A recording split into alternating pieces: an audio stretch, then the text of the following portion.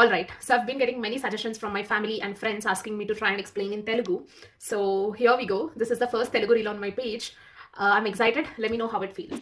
ఒక కంపెనీ ఎలా స్టాక్ మార్కెట్లోకి వస్తుంది, ప్రైమరీ మార్కెట్ అంటే ఏంటి, సెకండరీ మార్కెట్ అంటే ఏంటి, ఇవన్నీ చాలా సింపుల్గా ఎక్స్ప్లెయిన్ చేద్దాం అనుకుంటున్నాను. Watch till the end. Say ABC private limited అనే ఒక మంచి గ్రోయింగ్ కంపెనీ ఉంది అండ్ వాళ్ళకి ఇంకా గ్రోత్ పొటెన్షియల్ చాలా ఉంది అనుకున్నప్పుడు, లైక్ కంపెనీ ఎక్స్పాండ్ అవ్వాలి అనుకున్నప్పుడు, లెట్స్ సే ఏదైనా ఒక కొత్త టెక్నాలజీలో ఇన్వెస్ట్ చేయాలి అనుకున్నప్పుడు, ఫర్ ఎగ్జాంపుల్ రీసెంట్గా ఏఐ బూమ్లో ఉంది కాబట్టి if the company wanted to invest in AI or research and డెవలప్మెంట్లో ఇన్వెస్ట్ చేయాలి అనుకున్నప్పుడు, సిటీలో ఏదైనా బ్రాంచ్ ఎక్స్పాండ్ చేయాలి అనుకున్నప్పుడు, కంపెనీ వాంట్ ఫండ్స్. ఇప్పుడు లెట్స్ సే ఒక 10,000 crores కంపెనీకి కావాలి to do all this or to do any of this అనుకున్నప్పుడు, కంపెనీ ఏం చేస్తుంది అంటే ఒక్క పర్సన్ దగ్గరికి వెళ్ళి అడగలేరు, బికాస్ ఒక్క పర్సన్ అంత రిస్క్ తీసుకోలేరు ఆర్ అంత అమౌంట్ ఒక పర్సన్ ఇవ్వలేరు. కాబట్టి company will choose the public like you and me.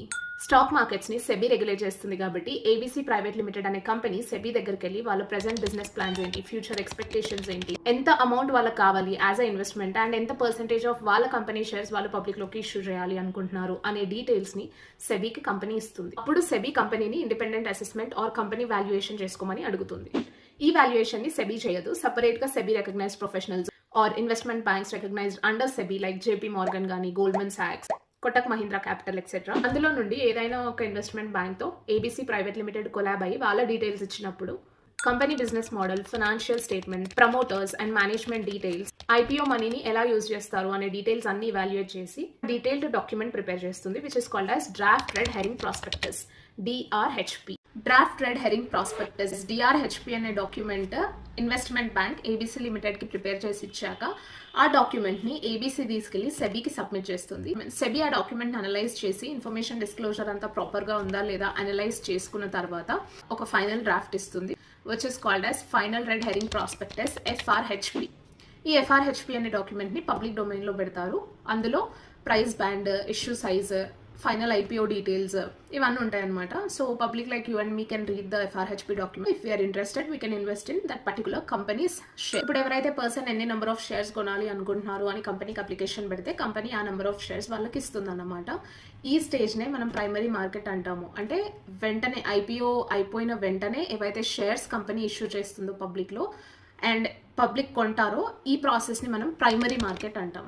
Say for example primary మార్కెట్లో పర్సన్ ఏబీసీ వాళ్ళది ఒక షేర్ తీసుకున్నారు ఫర్ 500 రూపీస్ అనుకుందాం. పర్సన్ ఏకి కొన్ని రోజుల తర్వాత ఏబీసీ కంపెనీలో స్టాక్స్ వద్దు అనిపిస్తుంది ఆర్ నెగిటివ్ మార్కెట్ సెంటిమెంట్స్ వల్లనో అతని అనాలిసిస్ వల్లనో ఈ షేర్ని సెల్ చేద్దాము అనుకుంటారు. సే పర్సన్ బి ఈ ఏబీసీ వాళ్ళ స్టాక్స్ కొనాలి అనుకుంటున్నారు బికాస్ ఫ్యూచర్ ఎక్స్పెక్టేషన్స్ పాజిటివ్గా ఉన్నాయి అతనికి.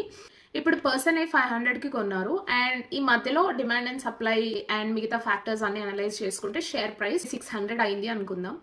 Person B will buy for 600 from person A, but person A తెచ్చుకుంది is for 500 in the primary market. ఇప్పుడు పర్సన్ ఏ నుంచి పర్సన్ బికి వెళ్తుంది కాబట్టి this is called as secondary market. So secondary మార్కెట్లో ఏమవుతుంది అంటే the company is not involved anymore, person A person B మధ్యలో జరుగుతుంది transaction. This is called as secondary market. Secondary మార్కెట్లో ఏదైతే ప్రైస్ ఫ్లక్చువేట్ అయ్యి based on demand and supply జరుగుతుందో ఆ ప్రైసే మనకు అనిపిస్తుంది అనమాట ఆ పర్టికులర్ సెకండ్లో. ఎవ్రీ సెకండ్కి ప్రైస్ చేంజ్ అవుతూ ఉంటుంది based on the demand and supply factor in the secondary market. So this is IPO registration. That's how company enters into stock market as a listed company, primary market and secondary market. Neat ga ardhamayyani ani anukuntunnanu. If you liked, please let me know. I'll make more such videos. Thank you.